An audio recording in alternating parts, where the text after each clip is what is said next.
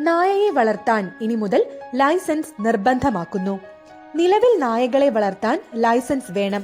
Vaccination നടത്തി തദ്ദേശ സ്ഥാപനത്തെ വിവരമറിയിച്ച് ലൈസൻസ് വാങ്ങണമെന്നാണ് നിയമം. എന്നാൽ ഇത് കർശനമായി പാലിക്കപ്പെടുന്നില്ല. അതിനാൽ നിയമം ഭേദഗതി ചെയ്യുകയാണ്. നായകൾക്ക് കൃത്യമായ വാക്സിനേഷൻ, വന്ധ്യംകരണം എന്നിവ നിയമം അനുശാസിക്കും വിധം അതത് കാലയളവുകളിൽ ചെയ്യണം. കുത്തിവെപ്പെടുത്ത നായകൾക്ക് മൈക്രോ ചിപ്പ് ഘടിപ്പിക്കണം. ഇവയെ മാത്രമേ ലൈസൻസോടെ വളർത്താനാവൂ.